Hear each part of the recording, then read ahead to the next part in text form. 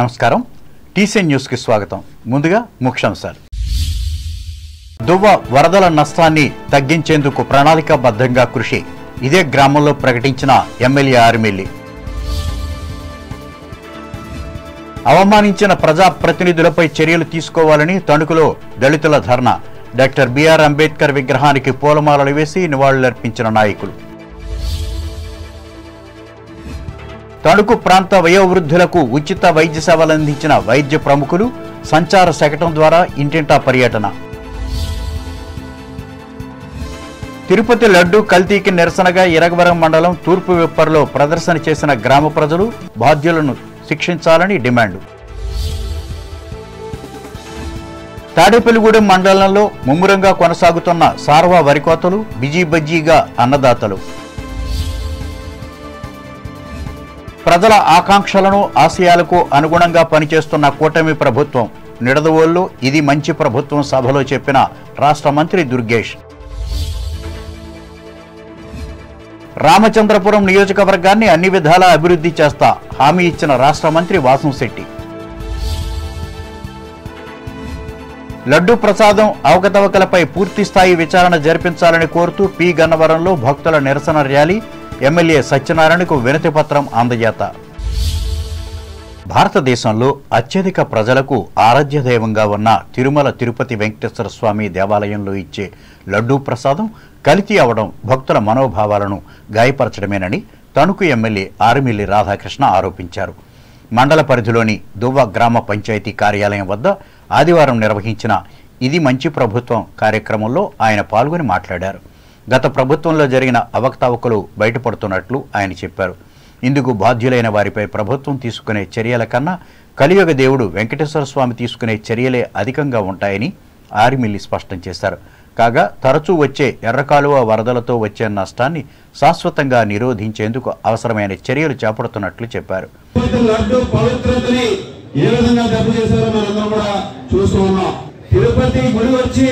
వెంకటేశ్వర స్వామి గుడి ఏర్పడి దాదాపు 1200 నుంచి 1500 సంవత్సరాలు అవుతుంది. ఇక్కడ మనం 100 సంవత్సరాల కన్నా ఎక్కువ వాళ్ళు ఎవరు లేరు. 1200 నుంచి 1500 సంవత్సరాల పవిత్రంగా లడ్డూని తయారు చేస్తున్నారు. అక్కడ అటువంటి లడ్డూలో కల్తీ నెయ్యిని వాడి ఆ కల్తీ నెయ్యిలో పంది మాంసం కొవ్వులు, గొడ్డు మాంసం కొవ్వులు, అలాగే చేప నూనె ఇటువంటివన్నీ కూడా రిపోర్టుల్లో వచ్చి గత 5 సంవత్సరాలు ఈ ప్రభుత్వం వైఎస్ఆర్ కాంగ్రెస్ పార్టీ ప్రభుత్వం వచ్చిన తర్వాత గతంలో తరతరాలుగా కర్ణాటక నుంచి ఆవునేలు కొంటూ ఉంటే వీళ్ళ కమిషన్ల కోసం ఈ రోజు లడ్డూలను తయారు చేసి ఆ లడ్డూల పవిత్రతను దెబ్బతీసినటువంటి స్వామి వారికి జరిగినటువంటి అన్యాయానికి ఈ రోజు పవన్ కళ్యాణ్ గారు ఒక దీక్ష కూడా తీసుకున్నారు. 11 రోజులు ప్రాయశ్చిత్త దీక్ష చేస్తానని చెప్పి పవన్ కళ్యాణ్ గారు ఈ రోజు దీక్ష కూడా తీసుకుని 11 రోజులు చేయడానికి ముందుకు. ఈ విధంగా ఈ ప్రభుత్వం ఒక మంచి సుపరిపాలన అందించే విధంగా ప్రజల కోసం పనిచేసే విధంగా ముందుకు వెళ్తుంది. ఈరోజు మనందరం కూడా గమనించాలి. మీరందరూ కూడా ఈరోజు చంద్రబాబు నాయుడు గారు ముఖ్యమంత్రిగా అయిన తర్వాత మనకు సంక్షేమ కార్యక్రమాలతో పాటుగా 24 గంటలు పాలన ఇచ్చే విధంగా కూడా చర్యలు తీసుకుంటున్నారు. రైతులకు ఏదైతే ఇబ్బందులు వచ్చినాయో చర్యలు తీసుకుంటున్నారు. మహిళలకి ఈరోజు డ్వాక్రా మహిళలకి వాళ్ళు 3 లక్షల రూపాయలు రుణం ఇచ్చేవారు. ఈరోజు 3 లక్షల రూపాయల నుంచి 10 లక్షల రూపాయల వరకు కూడా రుణాలు ఇచ్చే విధంగా కూడా ప్రభుత్వం చర్యలు తీసుకుంటుంది. ప్రతి గ్రూప్ కి సందర్భంగా తెలియజేస్తారు. గ్రామానికి చెందిన 28 మంది గర్భిణీ స్త్రీలకు సీమంతాలను నిర్వహించి ఆనందపరిచారు.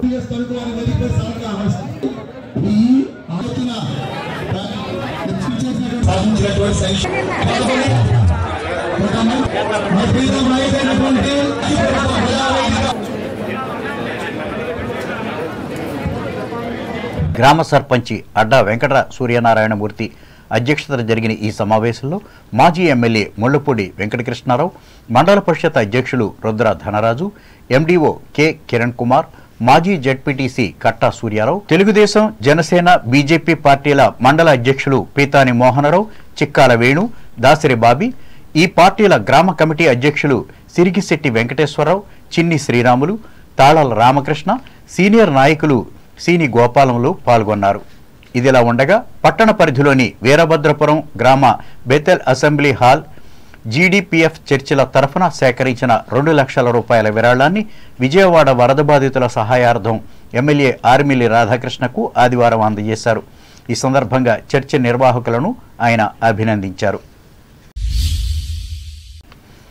భారత రాజ్యాంగ నిర్మాత డాక్టర్ బిఆర్ అంబేద్కర్ ఫ్లెక్సీని తొలగించడాన్ని, అలాగే కాకినాడ మెడికల్ కళాశాల ప్రొఫెసర్ డాక్టర్ ఉమామహేశ్వరరావును అవమానించడాన్ని నిరసిస్తూ తణుకులో సామాజిక న్యాయ పోరాట సమితి, జై భీమ్ యువజన సంఘం కార్యకర్తలు, విద్యార్థులు ఆదివారం నిరసన కార్యక్రమాలను నిర్వహించారు. ఇందులో భాగంగా మున్సిపల్ కార్యాలయం వద్ద ఉన్న అంబేద్కర్ విగ్రహానికి పూలమాలలు వేసి ధర్నా చేశారు. అనంతరం నరేంద్ర సెంటర్లో కొద్దిసేపు బైఠాయించి ట్రాఫిక్ను స్తంభింపజేశారు. ఈ సందర్భంగా ఇందుకు బాధ్యులైన 2 శాసనసభ్యులపై చర్యలు తీసుకోవాలని వారు డిమాండ్ చేస్తూ నినాదాలిచ్చారు.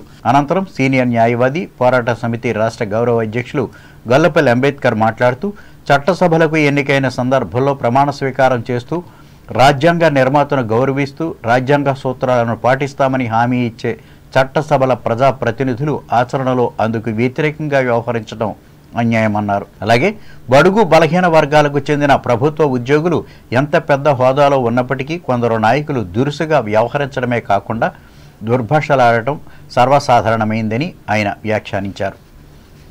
ఈ పరిస్థితిని ఇప్పటికైనా అరికట్టేందుకు ప్రభుత్వం గట్టి చర్యలు తీసుకోవాలని గొల్లపల్లి డిమాండ్ చేశారు.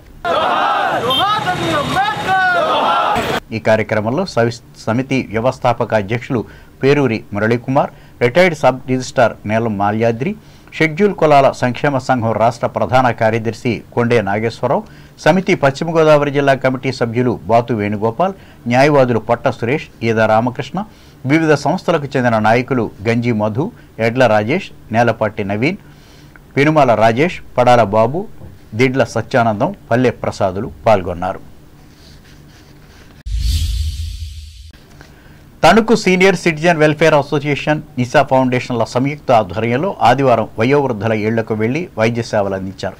ఇందులో భాగంగా ప్రజా వైద్యులు తాతిన రామబ్రహ్మం, ప్రముఖ నేత్ర వైద్య నిపుణులు హుస్సేన్ అహ్మద్, జనరల్ వైద్యులు సుంకవల్లి నీలు మహేంద్రలు పట్టణంతో పాటు రేలంగి గ్రామంలో సంచార శకటం ద్వారా పర్యటించి 8 మందిని పరీక్షించి సూచనలు, సలహాలు ఇచ్చారు.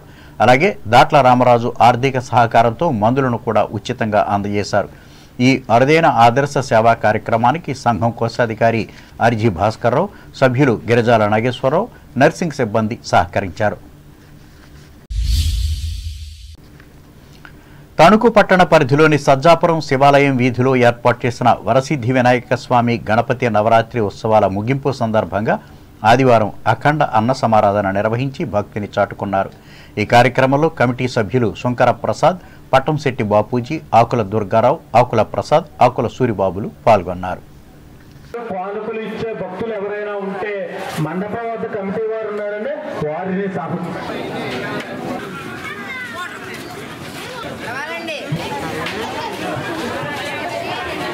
కమిటీ వారు ఉన్నారండి వారి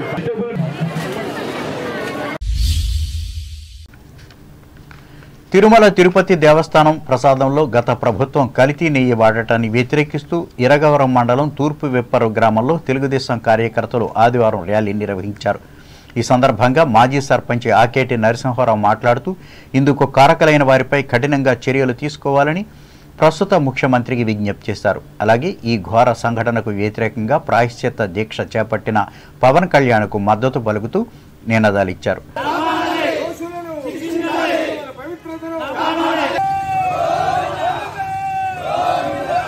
ఆంధ్రప్రదేశే కాదు, భారతదేశంలో ప్రపంచంలో ఉన్న హిందూ భక్తులందరి మనోభావాల్ని దెబ్బతీసేటట్టుగా ఉంది.